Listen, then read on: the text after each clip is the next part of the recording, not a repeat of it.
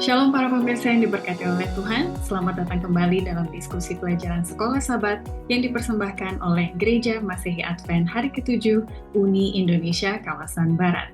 Jika Tuhan itu baik, mengapa dunia ini sangat jahat? Dengan berkembangnya kejahatan, sehingga rasanya kehadiran Tuhan tidak dirasakan, dan juga dunia ini menjadi asing bagi orang-orang yang tinggal di dalamnya. Mari kita dapatkan jawaban melalui buku Mazmur yang sedang kita pelajari, dan kali ini kita berada dalam pelajaran yang kelima dengan judul Menyanyikan Nyanyian Tuhan di Negeri Asing.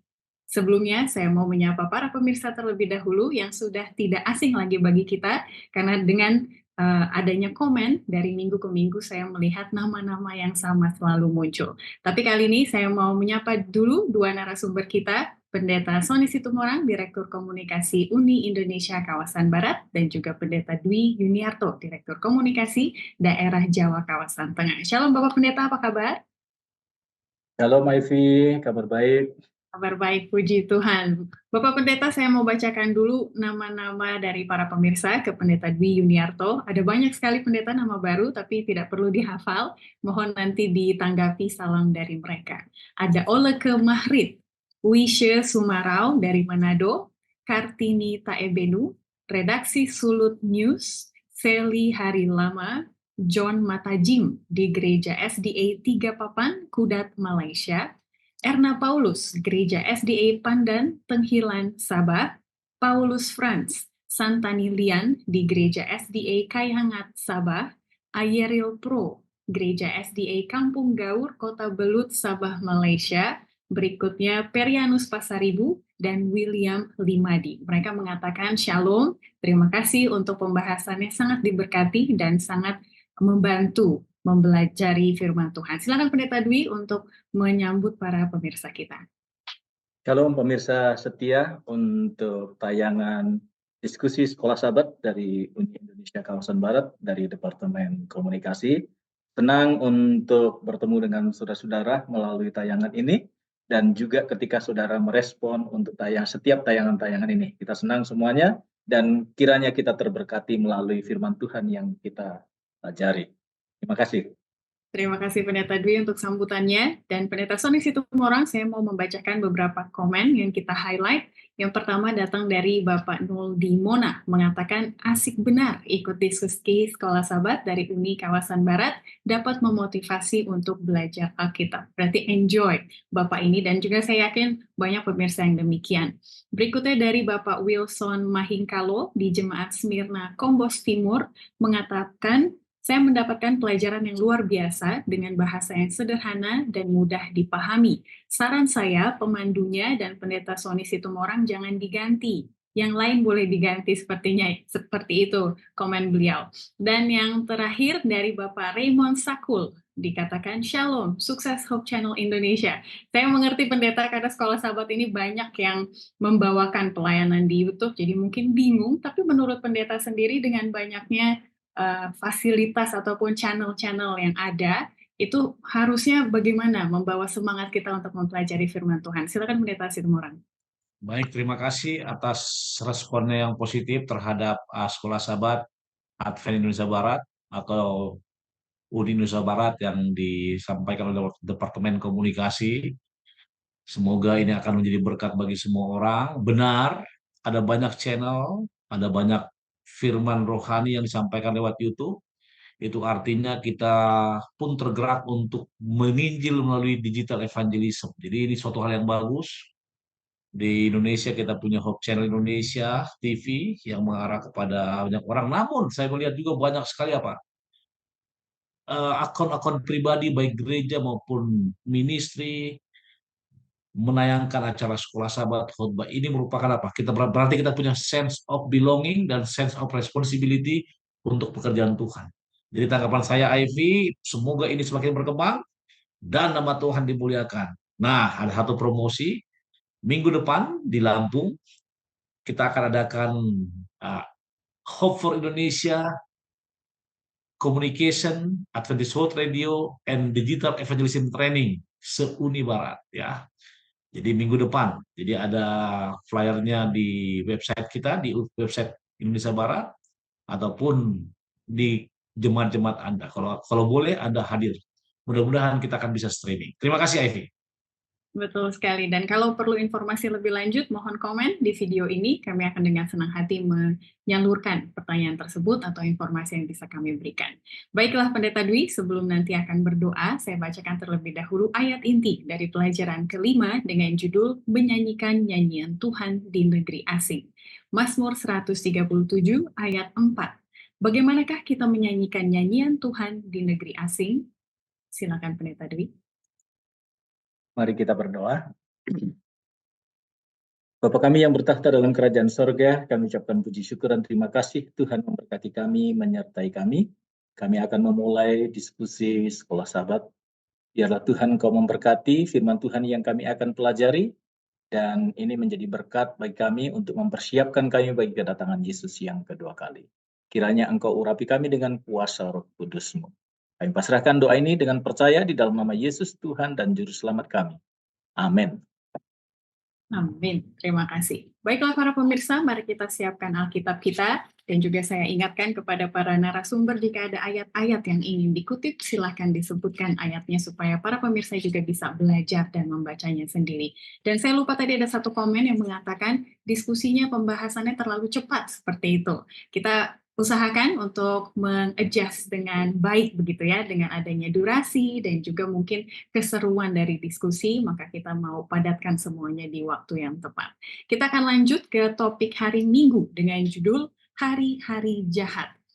Seperti tadi, pernyataan yang saya sampaikan di awal, Pendeta Dwi, banyak orang mempertanyakan, kalau Tuhan itu baik, katanya pencipta, ya kan, hakim, pemerintah, kenapa kok dunia ini sepertinya di luar kendali?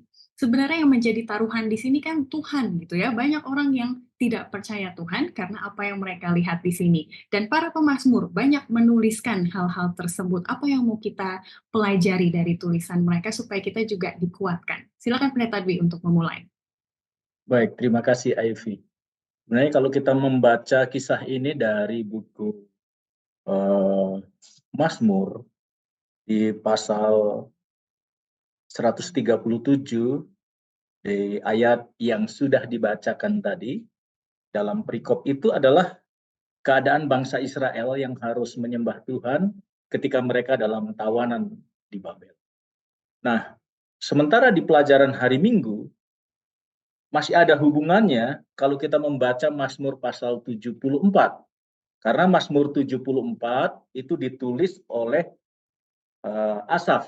Ya, kita mengetahui, kita sudah mempelajari bahwa Mazmur memang banyak ditulis oleh Daud, tapi tidak semua ditulis oleh Daud. Nah, dalam hal ini di dalam pelajaran hari Minggu, pelajaran buku Mazmur pasal 74, Mazmur yang dituliskan di sini latar belakangnya ditulis oleh Asaf. Asaf ini siapa? Asaf ini adalah seorang pemimpin biduan yang memimpin biduan untuk satu ibadah di bait suci. Ya, jadi ini berhubungan dengan bait suci. Nah, kalau kita membaca di pelajaran hari Sabtu, satu keadaan bangsa Israel itu terbuang ke Babylon, mereka harus menyembah Tuhan di negeri asing. Jadi rasanya kayak ada rasa, kalau orang Jawa bilang itu nggak afdol lah. Gitu. Ya, mereka mau menyembah Tuhan. Bagaimana mungkin saya memetik kecapi, kami bermain kecapi di bawah pohon gandarusa, yaitu di Mazmur 137. Keadaannya seperti itu. Dan ini berulang kembali, ya, didasarkan dari Mazmur yang ditulis oleh Asaf ini dalam keadaan bahwa Tuhan, kok Engkau biarkan sih ini terjadi? Orang-orang kafir ini seolah-olah berjaya mendirikan panji-panjinya, ya, berhubungan dengan bait suci di Yerusalem, kok Engkau biarkan, ya. Jadi seolah-olah semua itu tidak dalam kendali Tuhan. Katanya Engkau pencipta Tuhan. Katanya Engkau pemelihara. Katanya Engkau berdaulat. Itu yang kita pelajari di pelajaran minggu-minggu yang lalu. Tapi kok Engkau biarkan orang-orang kafir ini menginjak-injak bagaimana kebesaran Tuhan. Dan ini berbicara masalah orang Israel yang dibuang, berbicara masalah bait suci. Ya, dan di sana membuat ada penderitaan-penderitaan yang dialami. Jadi masalah isu teologislah yang mau dibahas di dalam pelajaran hari Minggu, yaitu berbicara kelihatannya Tuhan tidak berdaulat. Ya, kenapa engkau biarkan? Padahal Tuhan masih berdaulat hingga hari ini. Kita belajar bahwa ketika kita mengikut Tuhan, tidak semuanya berjalan mulus, semua lancar, semua makmur, tidak demikian. Kita dibiarkan, umat Tuhan ini juga mengalami penderitaan-penderitaan. Di dalam cerita-cerita Alkitab juga kita mendengar, kita membaca bahwa umat-umat Tuhan juga mengalami penderitaan-penderitaan, bahkan sampai kematian. Ya, ada banyak contoh di dalam Alkitab. Jadi isu inilah yang sedang mau disampaikan oleh pemazmur. Tapi saya percaya bahwa kalau kita membaca di selanjutnya nanti, mungkin Pendeta Sony juga nanti akan tambahkan bahwa Tuhan masih berdaulat dan berkuasa dan Dia masih memegang kendali. Hanya memang kita sebagai umat Tuhan tetap mengalami hal-hal yang demikian di tengah-tengah dunia yang sudah berdosa. Begitu, Ivy. Ya, terima kasih Pendeta sudah mengawalinya dengan baik. Jadi Pendeta Sony Situmorang melanjutkan apa yang Pendeta Dwi katakan tadi, kalau memang kebenaran tentang eksistensi Tuhan dipertanyakan, begitu ya, karena ada banyak kejahatan di sini. Jadi siapa atau apa yang bisa membela karakter Allah, bahwa Allah itu masih berdaulat, begitu yang seperti Pendeta Dwi katakan. Bagaimana kita bisa masih tahu itu di antara kejahatan dunia ini? Silakan. Oke, baik, terima kasih. Benar, Allah itu berdaulat dan juga benar tipikal pemazmur. Tadi sudah disebutkan dia Asaf, pemimpin biduan, keturunan Gerson. Ini adalah seorang yang kalau kita lihat struktur Alkitabnya, para pemirsa kalau baca, maka ayat 1-23 itu jelas dikatakan, mengapa ya Allah kau buang kami, kan? Bahkan ada juga kalimat, ini nyanyian ratapan karena bait suci yang rusak. Dan mereka menyadari bahwa sekarang ini mereka penghuni padang belantara. Dan yang paling lucu, saudara,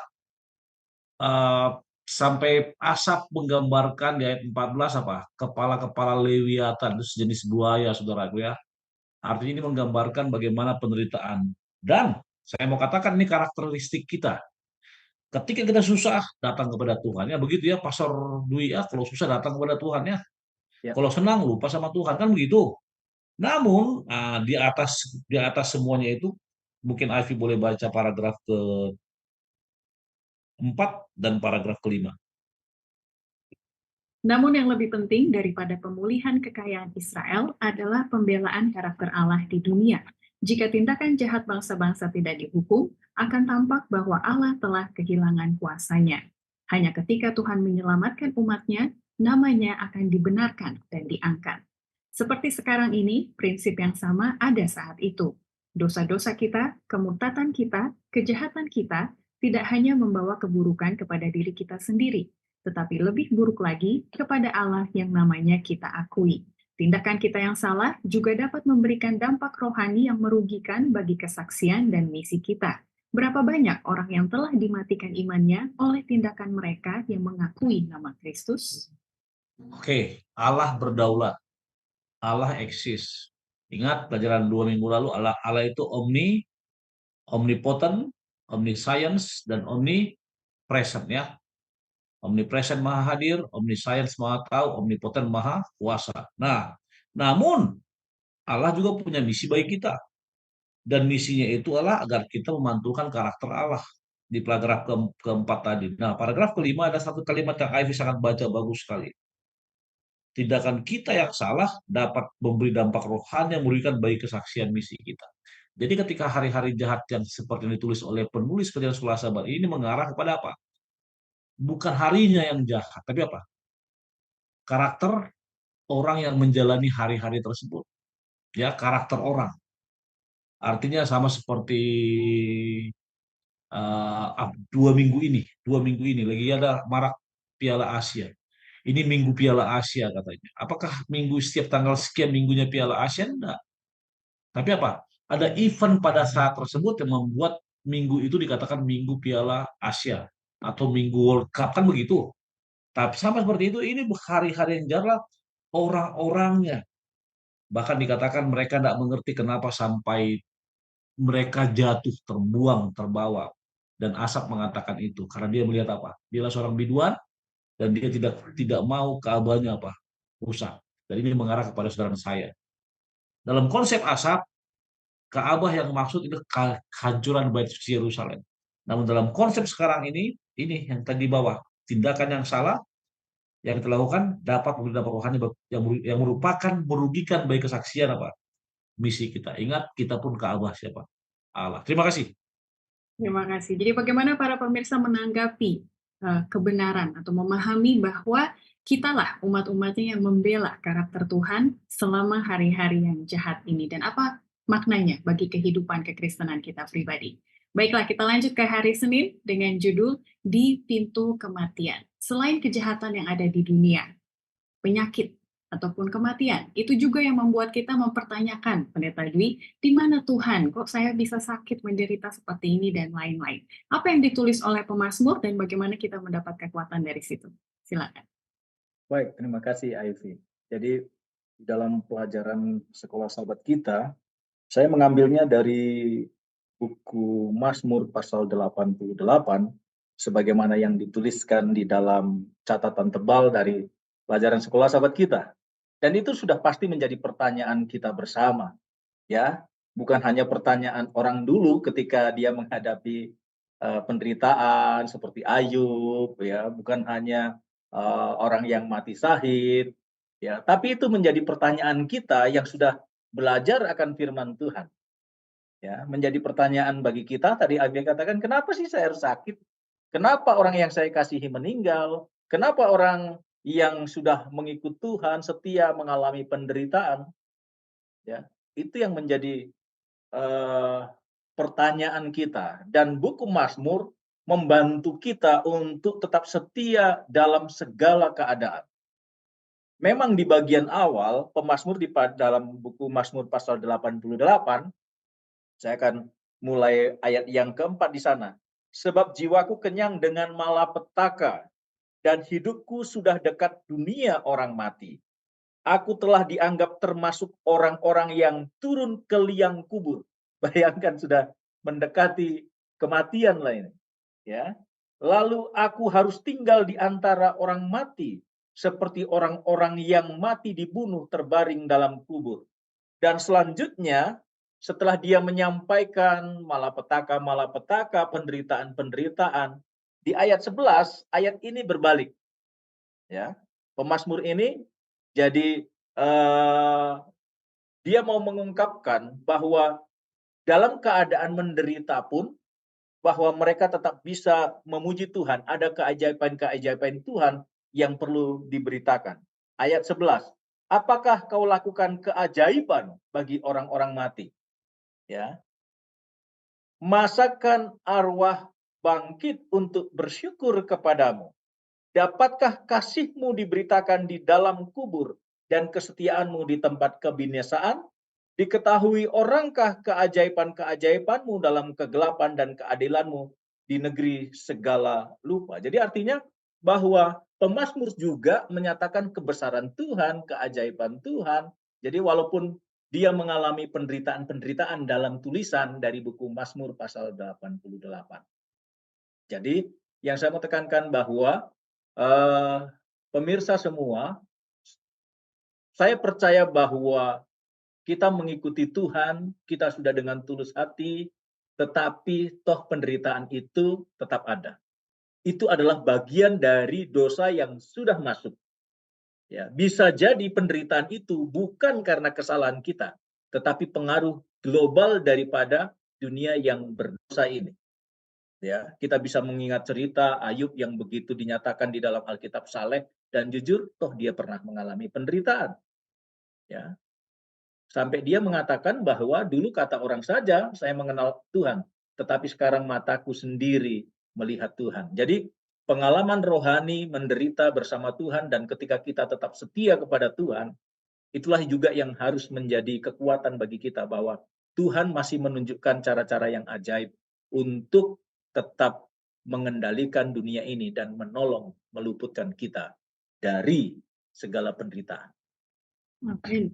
Puji Tuhan Pendeta, dan terima kasih sudah menekankan dinamikanya Mazmur. Ada Mazmur 41 contohnya yang menuliskan Tuhan mengizinkan masalah terjadi karena ketidaktaatan. Tapi seperti Mazmur 88 dan juga Mazmur 102, ada penderitaan yang terjadi bukan karena dosa yang dilakukan orang tersebut, begitu ya. Tapi intinya adalah iman yang ditunjukkan dalam ratapan para pemazmur tersebut. Nah, ini pertanyaan yang menarik, Pendeta Sony Situmorang. Bagaimana sambil meratap tapi juga mengekspresikan iman gitu. Yang kita tahu meratap itu namanya mengeluh atau mengekspresikan kesedihan begitu ya. Tapi dari tulisan pemazmur, nyanyian dan doanya ada unsur-unsur iman yang bisa kita lihat di situ. Apa yang bisa kita pelajari supaya kita kuat dalam kesakitan ataupun penderitaan dan kematian yang kita rasakan di orang-orang sekitar. Baik, terima kasih. Pertama ingat, Mazmur adalah apa? Himne, pujian, dawai, alunan, atau dalam bahasa sekarang itu ekspresi hati, ekspresi jiwa sang penulis. Oke, yang pertama. Kemudian kita perlu melihat juga bagaimana Mazmur mengekspresikannya. Mereka juga punya asumsi atau persepsi. Kalau kita nulis tesis atau nulis disertasi, ada kita punya pre-asumsi. Adalah suatu pendapat yang harus dibuktikan. Ketika Anda hendak menulis itu kualitatif atau kuantitatif, adalah pendapat mau dibuktikan. Nah, dalam konteks sekolah sahabat ini, coba Ivy baca paragraf kedua. Banyak mazmur menganggap Tuhan telah mengizinkan masalah itu karena ketidaktaatan Israel. Pemazmur mengakui bahwa dosa dapat membawa penyakit. Karena itu, ia mengacu pada pengampunan yang datang sebelum penyembuhan, Mazmur 41. Namun, beberapa mazmur seperti Mazmur 88 dan Mazmur 102 mengakui bahwa penderitaan bukan karena dosa dalam diri umat Allah adalah fakta kehidupan, tidak peduli seberapa sulit untuk dipahami. Ingat di sini semua mereka percaya Tuhan, ada dua paham yang terjadi ya, Mazmur 44, Mazmur 88. PR buat para pemirsa, cek nanti di literatur siapa penulis kedua Mazmur ini. Lalu apa yang kita pelajari? Ivy baca paragraf terakhir. Singkatnya, baik izin Tuhan untuk penderitaan dan pembebasannya adalah demonstrasi dari kedaulatan utama Tuhan. Mengetahui bahwa Tuhan memegang kendali, menginspirasi adanya harapan. Ketika kita membaca Mazmur 88 dalam terang penderitaan Kristus, kita terpesona oleh kedalaman kasih-Nya, di mana Ia bersedia melewati pintu kematian demi umat manusia. Kenapa kita diajak untuk belajar pembahasan mengenai Mazmur agar dua hal ini kita ketahui. Dan intinya apa yang kita pelajari seperti Ivy tanyakan tadi, coba Ivy baca paragraf ke-4 bagian B mulai dari meskipun. Meskipun dia menderita, dia tidak menyangkal kasih Tuhan dan tahu bahwa Tuhan adalah satu-satunya keselamatannya. Hal ini menunjukkan bahwa pemazmur tahu tidak hanya penderitaan, tetapi juga memiliki pengetahuan yang intim tentang rahmat Tuhan dan bahwa keduanya tidak harus saling bertentangan. Para pemirsa sudah bisa menyimpulkan kenapa kita harus mempelajari ini. Artinya pemazmur dan Anda itu sama. Hanya perbedaannya the intimacy relationship between Anda dengan Tuhan, hubungan yang sangat intim dengan Tuhan, dan hubungan intim pemazmur zaman dahulu dengan Tuhan, di situ kita perbedaannya. Kita masing-masing sama mengakui Tuhan. Sampai seperti sekarang ini. Di bagian bawah, itu coba Ivy baca lagi, Vi, untuk menutup yang hitam. Pikiran tentang Yesus di kayu salib dan apa yang dideritanya karena dosa. Bagaimanakah seharusnya kenyataan itu bahwa Allah di dalam Kristus menderita lebih buruk daripada kita, membantu kita menjaga iman bahkan di tengah-tengah masa penderitaan dan pencobaan. Ketika Anda memikirkan tentang Yesus setiap hari, maka akhlak, tabiat, karakter kita akan terus berubah. Terima kasih, Ivy. Terima kasih sekali. Silakan direnungkan dan juga didiskusikan di UKSS masing-masing pelajaran hari Senin tadi. Kita akan maju ke hari Selasa dengan judul Di Manakah Tuhan? Ini pertanyaan sejuta umat, Pak Pendeta Dwi. Dan kita di sini diarahkan ke beberapa pasal di Mazmur yang memperlihatkan sepertinya Tuhan kurang perhatian terhadap kesulitan hambanya. Atau pertanyaan satu lagi, mengapa ya Tuhan mengizinkan sepertinya dirinya tidak bisa dilihat seperti itu. Jadi bimbang umat-umatnya. Silakan Pendeta Dwi. Baik, terima kasih Ivy.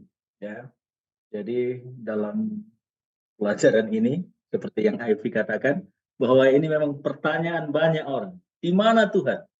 ketika saya menderita, ketika saya sakit, misalnya saya divonis saya harus masuk ruang operasi oleh karena sakit dan yang lain sebagainya, atau kena penyakit tertentu, atau mungkin yang di dunia pendidikan saya tidak naik kelas atau tidak lulus ujian, sebuah pertanyaan, di manakah Tuhan? Ini menjadi pertanyaan banyak orang.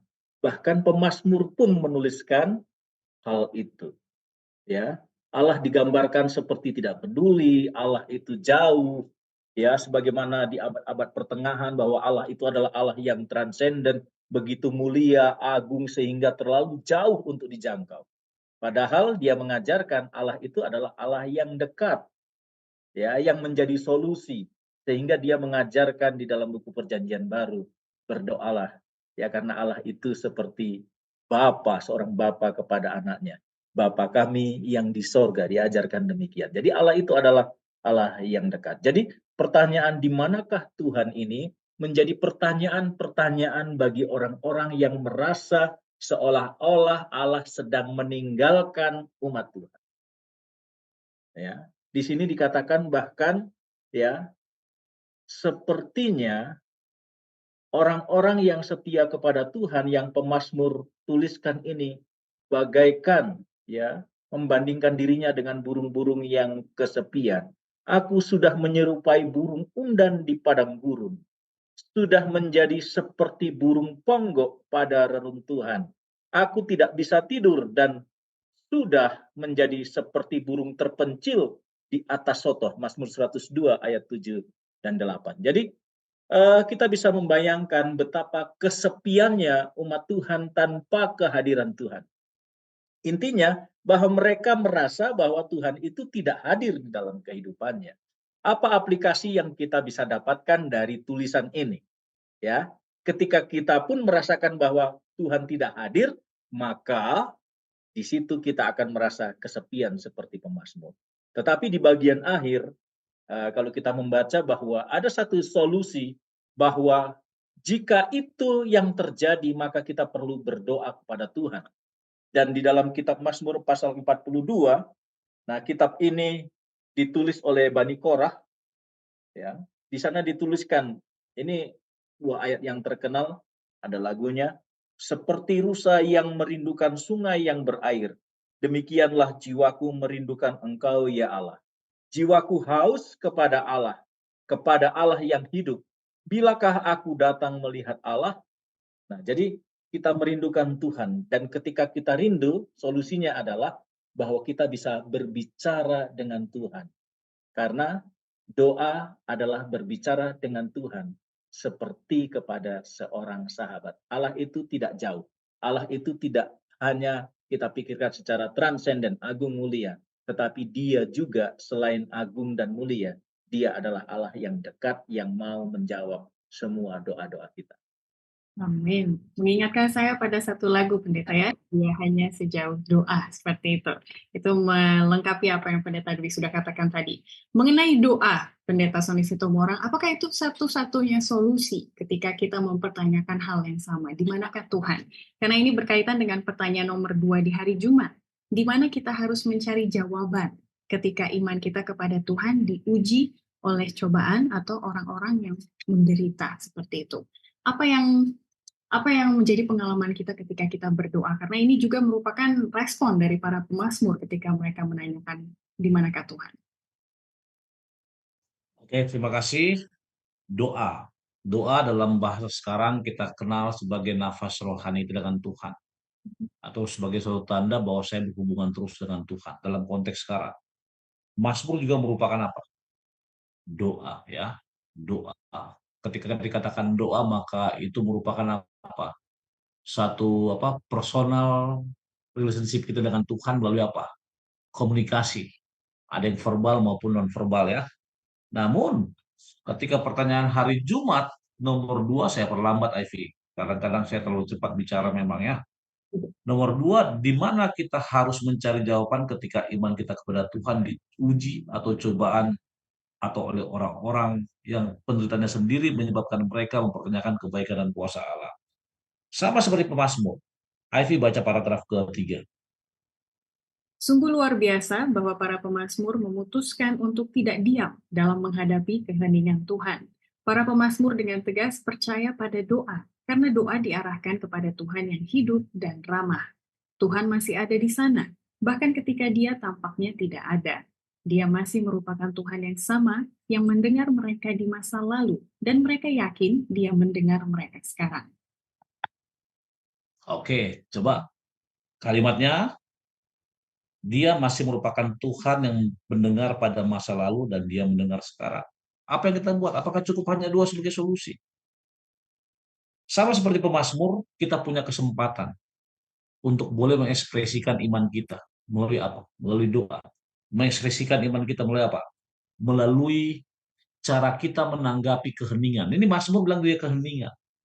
Ada dulu orang mengatakan begini, Ivy, Pastor Dwi, kalau Anda berdoa ada 3 jawaban. Ya, tidak, tunggu dulu. Saya katakan, Tuhan itu selalu menjawab doa-doa kita. Ya, kenapa dikatakan ya tidak, tunggu dulu? Itu merupakan satu penyederhanaan bahwa Tuhan selalu ada. Tapi Mazmur dengan jelas mengatakan Tuhan itu tidak diam, mereka yang menganggap dia diam. Apa buktinya? Masalah di sini adalah kita yang bagaimana kita menanggapi jawaban Tuhan. Contoh Ivy. Dulu waktu Daniel nembak Ivy langsung jawab atau tidak. Biasanya kan kalau wanita, laki-laki nembak cewek untuk menyelidiki si laki-laki apakah dia orang baik, tunggu ya, 3 hari lagi gua jawab katanya, seminggu lagi. Tapi selama tiga hari seminggu itu apa dicari dia kayak temannya gimana nih orang kan begitu. Oke, lagi-lagi ini mengarah kepada kita apa the way how we respond, cara kita apa merespon. Namun penulis pelajaran dengan jelas mengatakan pada paragraf terakhir, Ivy, tolong dibaca. Kesempatan keheningan Tuhan menyebabkan para pemazmur untuk memeriksa diri mereka sendiri dan mencari Tuhan, tetapi dengan pengakuan dan permohonan yang rendah hati. Mereka tahu bahwa Tuhan tidak akan tetap diam selamanya. Mazmur ini menunjukkan bahwa komunikasi dengan Tuhan harus terus berlanjut, terlepas dari situasi kehidupan. Itu jawabannya. Itu jawabannya. Kenapa? Periksa diri. Saya akan periksa diri saya. Lalu kita lihat siapa, kenapa bisa begini. Tadi Pak Sordu sudah singgung pertanyaan yang sering disampaikan oleh umat Tuhan apa? Di manakah Tuhan? Bukan di manakah Tuhan sebenarnya. Di manakah saya? Apakah saya tetap berkomunikasi dengan Tuhan? Tapi cenderung manusiawi, humanisme ya, kita cenderung menyalahkan orang lain ketimbang memeriksa diri sendiri. Tapi sekolah Sabat mengatakan di bagian akhir, mereka tahu bahwa Tuhan tidak akan tetap diam selamanya. Dan Mazmur ini menunjukkan bahwa komunikasi dengan Tuhan harus terus berlanjut terlepas dari situasi kehidupan. Benar, Bani Korah yang tulis ini dia adalah penjaga apa? Penjaga Ka'bah ya, penjaga pintu gerbang Ka'bah. Pintar nyanyi juga. Jadi kalau masuk Ka'bah dia bernyanyi seperti itu. Dan ini kata dia. Terima kasih Ivy. Terima kasih sekali pendeta. Mengingatkan saya satu lagu juga, ada lagu bahasa Inggris yang suka dinyanyikan kor Unai misalnya begitu ya, trust his heart gitu. Jadi katanya ketika tangan Tuhan sulit dilihat di dunia ini, percayalah pada hatinya seperti itu. Baik, kita diajak untuk merenungkan para pemirsa bagaimana tanggapan kita ketika dalam kesulitan dan rasanya Tuhan jauh dari kita. Apakah kita sudah mirip ataupun sesuai mengusahakan apa yang para pemazmur lakukan dalam kehidupan doa mereka? Itulah yang menjadi tantangan bagi kita. Kita lanjut kembali, maju ke hari Rabu dengan judul Apakah Janjinya Gagal Selamanya? Di Mazmur 77, kita diperlihatkan bagaimana para pemazmur melihat ke belakang di masa lampau. Tapi ada dua respon Pendeta Dwi. Ada yang melihat ke belakang dikuatkan karena Tuhan ternyata sudah pernah tolong saya. Tapi ada yang menjadi sedih. Kok dulu bisa Tuhan bantu, sekarang saya tidak dibantu. Seperti itu. Jadi pertanyaannya, apakah Tuhan berubah? Bisakah Tuhan mengkhianati perjanjiannya? Apa yang menjadi kekuatan dalam Mazmur 77 ini? Silakan. Baik, terima kasih Ivy. Ya, jadi itu memang pertanyaan yang umum.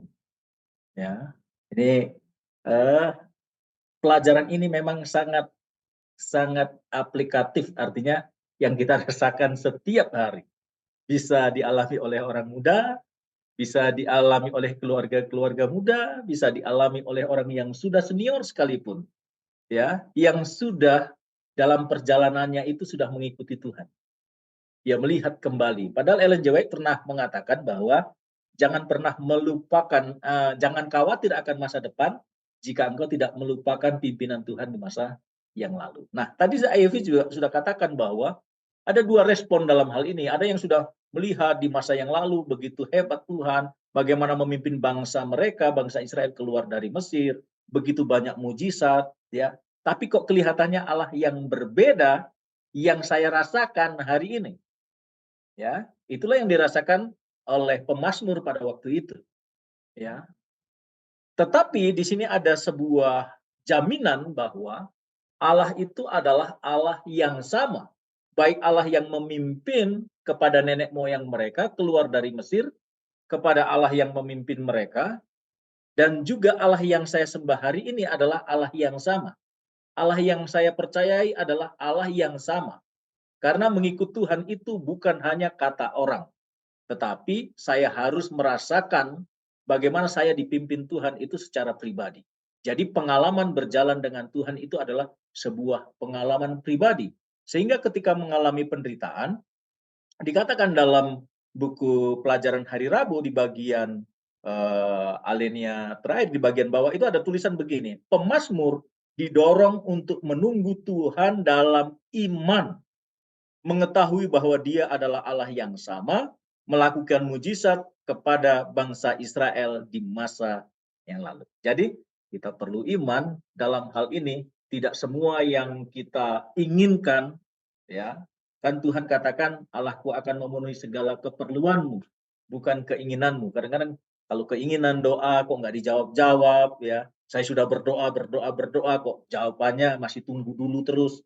Nah, kita perlu iman. Ya, kita perlu iman. Itulah sebabnya yang mendorong kita dengan iman itu bahwa kita akan merasakan bahwa Allah yang saya sembah yang dulu dengan yang sekarang itu adalah Allah yang sama. Makasih Ivy. Terima kasih Pendeta. Mari kita tanggapi dan juga tambahkan apa yang dikatakan Pendeta Dwi tadi, Pendeta Sony. Katanya ada jaminan yang bisa menguatkan iman kita. Apa jaminan tersebut? Dan kalau saya hubungkan dengan pertanyaan nomor 3 di hari Jumat, tadi kan Pendeta Dwi juga katakan pengalaman kita selama ini bisa menjadi jaminan iman kita. Tapi bagaimana kita menjawab pertanyaan orang lain yang belum mengalami pengalaman tersebut? Apakah jaminan itu bisa mereka pegang juga seperti itu? Silakan Pendeta Sony Situmorang. Kita masih ingat kitab Perjanjian Lama dulu itu namanya apa ya, Tanak ya, dibagi 3, Ketuvim, Neviim, dan kalau saudara lihat di kalau Ketuvim ini adalah buku Mazmur, dibagi lagi teksilinnya, artinya gini, ketika tadi Ivy tanya iman, pengalaman orang lain bergunakah bagi orang yang belum mengenal? Saya mau tanya, dalam Neviim itu nabi-nabi. Apanya yang kita pelajari dari nabi-nabi? Pasti pengalaman. Oke? Pengalaman Abraham yang harus mempertaruhkan imannya, mengorbankan siapa? Anaknya. Benar nggak? Bahkan Mazmur sendiri, pengalaman pemazmur. Khususnya di konteks pelajaran hari Rabu ini juga Asaf yang tulis. Jadi ketika ada pertanyaan bagaimanakah pengalaman orang menjadi pelajaran bagi kita, dan apa jaminan? Saya mau katakan sangat simpel pemirsa karena waktu singkat. Mungkin Ivy baca paragraf terakhir. Jaminan yang diterima pemazmur dari Tuhan tidak terdiri dari penjelasan tentang situasi pribadinya, melainkan konfirmasi tentang kesetiaan dan kepercayaan Tuhan seperti Ayub. Pemazmur didorong untuk menunggu Tuhan dalam iman, mengetahui bahwa Dia adalah Allah yang sama yang melakukan mujizat kepada bangsa Israel di masa lalu. Pemazmur juga menyadari bahwa jejakmu tidak kelihatan, mengakui bimbingan Allah, bahkan dalam situasi di mana kehadirannya tidak jelas bagi mata pemazmur. Pemazmur mengakui bahwa Tuhan secara bersamaan menyatakan diri dan tersembunyi, dan karenanya ia memuji jalan-jalan Tuhan yang misterius dan berdaulat. Ada jaminan ya, pemirsa, ada jaminan. Sekarang saya mau bertanya untuk terakhir ini. Kenapa sampai sekarang Anda masih mempercayai Tuhan? Jawabannya jawab sendiri. Pengalaman Anda berjalan dengannya ketika Anda lemah, Anda lepas, Anda jauh, tapi Anda kembali kepadanya. Itulah pengalaman yang memberikan pelajaran bagi orang lain. Siapa orang lain tersebut, saudaraku? Istri, anak, keluarga yang tinggal di rumah, atau siapapun itu. Banyak kisah, pengalaman merupakan satu pelajaran yang apa? Yang penting. Terima kasih. Terima kasih. Kita lanjut lagi ke hari Kamis dengan judul Jangan Sampai Orang Benar Tergoda. Ini juga sulit, Pendeta Dwi. Karena ketika melihat orang jahat kok hidupnya makmur, begitu ya, kok mereka happy, akhirnya mempertanyakan, kok Tuhan begitu sih, begitu ya? Apakah dia ada, apakah dia adil? Apa yang kita pelajari dari pemazmur ketika dia menuliskan nyanyian dan juga doa ini? Silakan, Pendeta. Baik, terima kasih Ivy. Saya akan membaca di dalam Mazmur pasal 73. Ya, Mazmur ini juga ditulis oleh Asaf, ya, pemimpin biduan di Ka'bah itu. Dia tulis begini, sangat menarik. Sesungguhnya Allah itu baik bagi mereka yang tulus hatinya, bagi mereka yang bersih hatinya. Itu sebuah kesimpulan, Ivy. Ya, bahwa Allah itu baik kepada orang yang tulus hatinya dan bersih hatinya. Walaupun di ayat 2 dia menulis begini, tetapi aku sedikit lagi maka kakiku terpleset, nyaris aku tergelincir. Tergelincir karena apa? Lihat orang jahat, gemuk-gemuk, ya, orang yang tidak percaya Tuhan, kaya-kaya, makmur. Kadang kita dalam kehidupan sehari-hari, dia dulu nyontek-nyontek dulu di kuliah sama saya, sekarang kedudukannya lebih bagus dari saya. Ya, baik itu di dunia bisnis ataupun di dunia pelayanan dan yang lain sebagainya, ya, kelihatannya seperti itu. Nyaris kakiku tergelincir, itulah yang disampaikan Asaf. Tapi Asaf memberikan kesimpulan yang terpenting bagi kita. Di bagian akhir tulisan pelajaran kita, di sana dituliskan bahwa wawasan spiritual yang kita harus gunakan ketika kita berjalan dengan Tuhan, itulah menjadi pengalaman yang harusnya menguatkan kita, bukan logika manusia. Karena ini logika, ya, orang jahat, gemuk-gemuk, ya, makmur, orang kafir lebih makmur dari kita. Apakah itu membuat kita kalau mereka lebih makmur, kita akhirnya mau mengikuti mereka sehingga kita akan tergelincir? Jadi seharusnya kita tetap sepenuhnya percaya kepada Tuhan, ya. Dia adalah orang yang tadi ditegaskan di sana, Allah itu baik bagi mereka yang tulus hatinya dan mereka yang bersih hatinya. Itu saja yang kita pegang. Amin. Terima kasih sekali. Tadi Pendeta Dwi mengatakan ini dari sudut pandang kita, karena menurut logika kita ya begitu kelihatannya. Jadi dibalik Pendeta Sony Situmorang, apa yang menjadi gambaran besar dari sudut pandang Tuhan? Karena ini yang tertulis di paragraf kedua ya. Ia tidak dapat melihat gambaran besar dari sudut pandang Tuhan. Apa yang Tuhan lihat yang bisa menjadi penghiburan dan juga kekuatan bagi kita di dalam dunia yang seperti yang kita lihat? Benar, tadi saya katakan ini mirip sudut pandang Tuhan, kita nggak bisa apa lihat. Benar juga tadi bahwa kalimat pemazmur menyesali kemakmuran orang fasik. Oh, kenapa mereka makmur? Itu ingat, Ivy, Pastor Dwi, itu dari sudut pandang si pemazmur. Sudut pandang saya, anggota dari kecil saya Advent kok begini-begini aja. Sudut pandang saya. Kalau boleh saya katakan itu kacamata kita. Tapi Tuhan punya sudut pandang yang lain. Makanya ada satu lagu apa? It is well with my soul, kan begitu. Artinya kita diajar untuk belajar melihat apa yang Tuhan mau terjadi dalam diri kita melalui penyerahan dan iman kita. Apa buktinya? Pemazmur akhirnya dikuatkan. Ivy baca paragraf terakhir. Pemazmur dibawa ke bait suci, tempat pemerintahan Tuhan yang berdaulat, dan diingatkan di sana bahwa hari ini hanyalah satu bagian dari mosaik, dan ia harus mempertimbangkan bagian akhir, ketika orang fasik akan menghadapi penghakiman Allah. Fakta bahwa pemazmur memahami kebenaran ini di bait suci dan mengakui kebodohannya sebelumnya, menunjukkan bahwa kenyataan hanya dapat dipahami oleh wawasan spiritual dan bukan oleh logika manusia.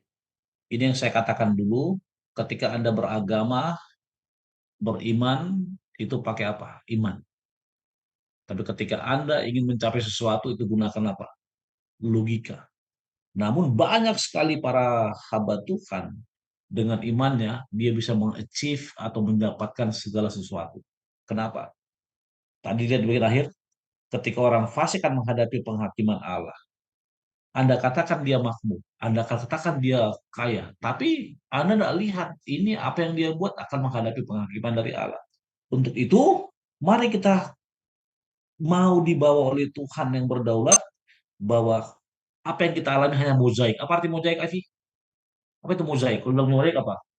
Kayak Satu apa? Satu form yang belum tersusun rapi. Artinya kita harus rapi-rapikan dulu. Dan ingat, itu masih perjalanan hidup. Hidup adalah mozaik. Tapi ketika Anda beriman, ada jaminan bahwa mozaik itu di akhirnya nanti akan tersusun rapi dan kita akan melihat gambaran besar dan terang besar yang merupakan implementasi dari apa? Kasih Kristus melalui iman kita kepadanya. Terima kasih. Terima kasih. Bagaimana pendapat dari para saudara-saudara sekalian? Silakan dicantumkan pertanyaan ataupun pemikiran dari respon pelajaran kita pada minggu ini. Kita akan simpulkan terlebih dahulu sebelum kita merespon dua pertanyaan yang sudah masuk. Saya akan mulai dari Pendeta Sony Situmorang, lalu ke Pendeta Dwi. Saya mau kutip pertanyaan nomor 1 di hari Jumat, bagian akhir. Bagaimana Anda mempertahankan iman pada masa-masa seperti ini? Masa-masa dengan penuh penderitaan yang membuat kita tidak nyaman, seperti tinggal di negara asing. Bagaimana kita mempertahankan iman? Silakan Pendeta Situmorang. Ketika bicara bagaimana mempertahankan iman, maka saya akan kembali kepada yang kita bahas tadi, yaitu apa? Hubungan yang terus-menerus dengan Tuhan melalui doa. Bahkan ketika Tuhan menyembunyikan wajahnya dalam pemikiran kita. Dan sebagai akhir dari kesimpulan saya mau Ivy boleh baca paragraf terakhir hari Jumat. Saat-saat ketika Tuhan menyembunyikan wajahnya tidak mengurangi keampuhan doa. Sebaliknya, kesempatan-kesempatan ini menyebabkan para pemazmur untuk memeriksa diri mereka sendiri, mengingat tindakan penyelamatan Allah di masa lalu, dan mencari Tuhan dengan pengakuan dan permohonan yang rendah hati. Iman menjadi kuat dengan cara berhadapan dengan keraguan dan pengaruh yang berlawanan. Pengalaman yang diperoleh dalam pencobaan ini lebih berharga daripada permata yang paling mahal. Terima kasih. Terima kasih. Silakan Pendeta Dwi dengan kesimpulannya. Baik, terima kasih. Ingatlah akan sejarah bagaimana pimpinan Tuhan di masa lalu ketika Tuhan menggendongmu di dalam setiap penderitaan. Dan sampai hari ini kita masih bertahan dan tidak perlu ada yang dikhawatirkan untuk masa depan walaupun penderitaan sedang kita hadapi. Di bagian alinea yang ketiga di pelajaran hari Jumat, kumpulkanlah semua kekuatan Anda untuk memandang ke atas, bukan ke bawah pada kesulitan-kesulitan Anda. Maka Anda tidak akan pernah pingsan di tengah jalan. Engkau akan segera melihat Yesus di balik awan, mengulurkan tangannya untuk menolongmu. Amin, indah sekali kesimpulan pada kali ini. Baik para pemirsa, terima kasih masih bersama kami sampai pada akhirnya. Mari kita sama-sama bacakan dua pertanyaan yang sudah masuk. Saya akan mulai dari Pendeta Sony Situmorang dari Konsin Atom. Menanyakan, katanya Tuhan Maha Tahu dari mula sampai akhir hidup kita. Apakah Tuhan sudah tahu ujung setiap manusia yang terselamatkan atau tidak? Silakan Pendeta Sony. Baik, terima kasih Pak Konsin Atong. Saya ada baca satu ayat dalam apa? Kalau kita buka bukan Mazmur, Roma 14 ayat 7 sampai 9 ya. Ada kalimat itu panjang tapi ini kalimat di sana, baik hidup atau mati kita adalah milik Tuhan. Sebab Kristus telah mati dan hidup kembali supaya menjadi Tuhan yang baik atas kita semua. Oke. Jadi ketika pertanyaan tadi, apakah Tuhan tahu ujung setiap manusia yang terselamat atau tidak? Ini pertanyaan agak sedikit melebar, namun saya ingin katakan Rasul Paulus pernah mengatakan, bagiku hidup adalah Kristus dan mati adalah keuntungan. Tuhan tahu apa akhir dari kehidupan kita. Ketika bicara mengenai keselamatan, itu bukan di dia, saudara. Kita diberikan apa? The power of choice, kuasa untuk memilih, kehendak bebas. Ketika Yesus mati di kayu salib, maka dia telah memberikan tiket ke surga kepada kita. Masalah utamanya, apakah Anda akan menggunakan tiket tersebut atau tidak? Itu hanya masalahnya. Kalau Anda menggunakan tiket tersebut atau memegangnya teguh tiket tersebut, masuk ke loket istilahnya, Anda akan masuk ke mana. Tapi kalau Anda membuangnya, itu apa? Jadi Sekali lagi saya katakan di sini, kadang-kadang kita bertanya menggunakan pandangan kita, tapi Tuhan punya pandangan sendiri bahwa Dia mati untuk seluruh dunia. Artinya apa? Seperti Roma tadi, Dia mau supaya semua orang apa? Selamat. Pertanyaannya adalah, apakah kita atau orang-orang itu mau juga selamat? Itu jawaban dari saya. Terima kasih.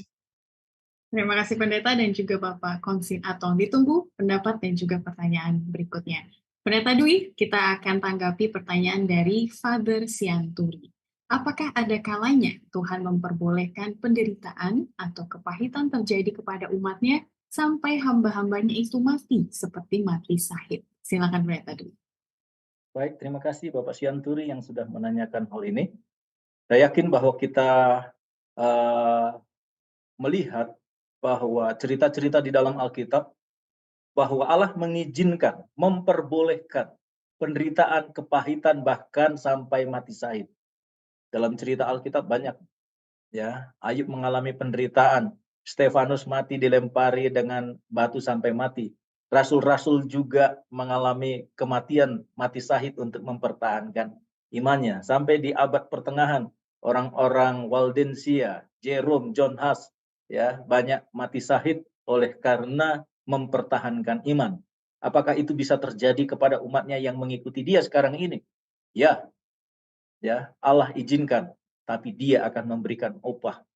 Di dalam buku Wahyu pasal 2 ayat yang ke-10, Dia akan memberikan mahkota kehidupan. Amin. Terima kasih para pendeta sudah mencoba menjawabnya dengan padat dan jelas. Baik, kita akan sama-sama menutup kebersamaan kita melalui doa. Pendeta Sony boleh tolong doakan para pemirsa. Dan juga ada satu dari Bill Clinton Petrus. Dia mengatakan, doakan saya, jangan lupa. Tidak tahu apa yang mau didoakan, tapi silakan pendeta boleh sebut namanya. Bill Clinton Petrus.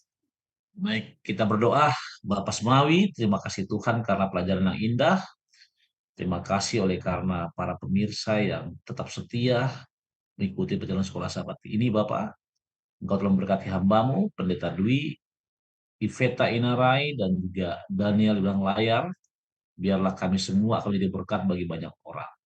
Berkati secara khusus Petrus Clinton yang minta didoakan. Bapak, Engkau mengetahui bahwa dia boleh jadi punya pergumulan hidup, atau punya problema, atau bahkan dia telah merasakan berkat dan kasih Tuhan yang luar biasa. Biarlah Engkau yang mengenal setiap insan akan boleh mendengar dan menjawab doanya. Demikian juga seluruh pemirsa Tuhan, agar Engkau berkati dalam kehidupannya, pekerjaan, usaha tangan, keluarganya, khususnya Tuhan kerohaniannya. Pertemukan kami pada pertemuan mendatang, dalam Yesus kami berdoa. Amin. Amin. Puji Tuhan, terima kasih Pendeta Sony dan juga Pendeta Dwi. Semangat selalu memasuki bulan kedua di tahun 2024 ini. Dan juga bagi para pemirsa, kami sangat menghargai segala interaksi dan juga dukungannya untuk diskusi Sekolah Sahabat ini. Mari kita teruskan pelajaran kita di minggu depan. Kita akan melihat ketika kita sepertinya putus asa dan juga hampir mati dalam penderitaan kita, bagaimana caranya untuk bangkit. Itulah yang akan kita bahas minggu depan. Sampai bertemu lagi, Tuhan memberkati kita sekalian.